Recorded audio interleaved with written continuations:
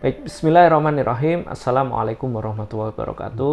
Alhamdulillah bertemu lagi dengan kami di kajian Ustadz Agung Cahyadi Menjawab, yang insya Allah menjawab pertanyaan Bapak Ibu yang sudah disampaikan melalui media sosial ataupun DM ya, ataupun melalui WA ke hotline kami gitu ya. Mungkin kita langsung aja pertanyaan selanjutnya.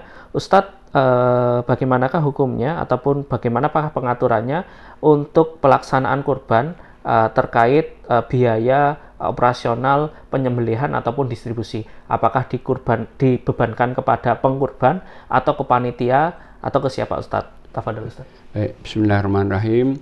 Ada hadis riwayat Bukhari Muslim. Artinya derajatnya tinggi sekali sekali. Ali radhiyallahu mengatakan begini.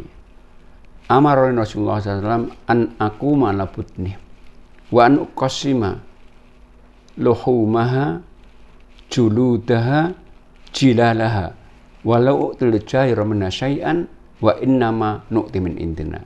Kata Ali radhiyallahu anhu, aku pernah diperintahkan untuk mengelola hewan kurbannya unta. Dan aku disuruh untuk membagi dagingnya, kulitnya, jilanya. Jadi jila itu begini, kalau unta itu kita beli musim dingin, unta itu di atas unta itu ada kulit untuk menahan dingin. Itu mahal. Nah, kalau kita beli unta ada harus dibagi juga. Kan niatnya untuk kurban. Maka tadi kalau ada pengkurban titip ke panitia, ini 3 juta Bapak untuk 1 ekor kambing, ternyata dibeli 2,5, setengah harus dibagikan. Nah, jila itu membagi. Kemudian kata Ali, wala u'til jair ja'an. Dan aku Nabi larang untuk memberikan jagalnya, panitianya, bagian kurban sebagai ongkos. Ongkos kami ambilkan dari dana kami sendiri. Sehingga apa dari ini dari biar orang semua adalah tanggungan pengkorban. Karena urusan pengkorban, panitia itu wakil, disuruh pengkorban, maka panitia sampai punya hak untuk dapat honor, dapat juga bagian dari korban. Tapi honornya nggak boleh ambilkan dari hewan korban, dari pengkorban itu. Sama, jangan sampai nanti panitia nanti dia sibuk cari biaya orangnya, bahkan kadang diambil dari infak masjid, haram hukumnya. Haramnya. Karena orang infak masjid untuk masjid. Iya, betul. Ini korban bukan pengkorban ini, bukan pengkorban. Ini korban, maka tidak diambilkan. Nah, panitia sekali lagi itu sama dengan orang biasa, dia dapat bagian hak dari hewan korban. Tapi tidak boleh mendapatkan kelebihan karena kepanitiaannya. Contohnya begini. Ada panitia itu dapat hewan daging sama dengan yang lainnya, tapi kadang ada juga dapat makan siang dari korban. Makanya biaya operasional nggak boleh diambilkan dari korban.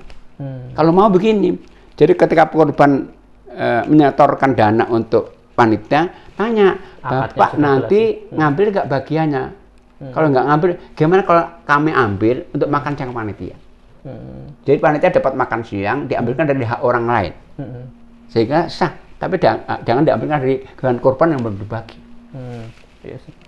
Iya, berarti ini ya Ustadz, operasional, kewajiban operasional, penyembelihan, tanggung jawab pengkurban ya. Iya. Jadi andaikan mungkin teman-teman panitia kurban ataupun takmir masjid ini harus jelas akadnya dengan pengkurban ya. Benar. Biaya yang dibebankan itu apakah sudah termasuk biaya operasional penyembelihan dan distribusian atau tidak gitu ya. Nah, kalau bisa ya jelas dengan pengkurban, harga ini ketika harga yang ditawarkan apakah hanya hewan ataukah sudah termasuk biaya operasional penyembelihan dan pendistribusian. Ya, mudah-mudahan menjadi ilmu buat kita semua ya, bahwa ketika kita mengelola atau menjadi panitia kurban, tidak mengambil dana dari pos lain gitu ya untuk melaksanakan kurban si pengkurban ini. Dan tidak mengambil dari korban sendiri. Dia jual kulitnya untuk operasional nggak boleh. Iya. Itu nggak boleh ya, karena apa ya, di sisi lain juga orang kurban ini kan kaya, tentunya duitnya cukup ya Ustaz ya. Harusnya yang membiayai ya. Jadi begini, mestinya kurban itu dikelola sendiri. Jadi Nabi nggak pernah bikin panitia kok. Oh iya. Iya, kelola sendiri. Nabi dan anaknya, temannya Ali, nggak pernah minta orang lain. Kalau minta orang lain berarti pengkorban itu nyuruh orang lain. Mestinya dibayar honor mestinya itu. Iya betul. Jangan sampai suruh nyari biar lagi nggak boleh. Ya makanya ya betul. Jadi sudah disuruh misal terus berkorban juga misal untuk pengorbanan. panitia itu dapat pahala, jangan dibebankan yang lain lagi. Nah, artinya juga dari panitia bijak ya dalam menyampaikan informasi ke pengkurban terkait akadnya, harga hewan, ataukah juga plus operasional penyembelihan dan pendistribusian itu juga pendistribusian juga sudah diklirkan dengan pengkurban itu saat itu ya, atau saat memberikan informasi. Dan salah satu tugas panitia misalnya memberikan penyuluhan kepada korban. Jangan sampai pengkorban tanya ini gimana caranya, panitia harus tahu.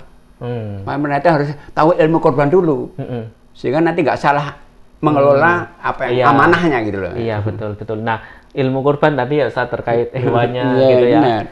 Terus juga bagaimana kondisi kesehatannya. Nah, itu sudah kita jawab ya di video sebelumnya. Jadi bagi Bapak Ibu yang ingin tahu apa nih ketentuan hewan yang dikurbankan, syaratnya harus apa saja gitu ya.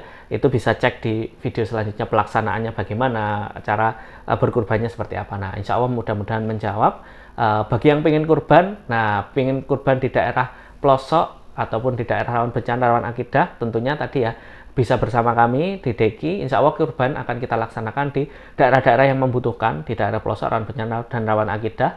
Nah, untuk ketentuannya biayanya bisa hubungi ya di nomor hotline kami di 0813 8500 2300. Nah, harga tersebut sudah termasuk biaya operasional, penyaluran, pendistribusian, ataupun penyembelihan. Jadi intinya insya Allah karena kita lembaga resmi, kita salurkan secara amanah, profesional, dan juga tepat sasaran. Monggo bagi yang ingin kurban bersama kami. Oke, mudah-mudahan menjawab. Kurang lebihnya dari kami mohon maaf. Billahi taufik wal hidayah. Wassalamualaikum warahmatullahi wabarakatuh. Waalaikumsalam.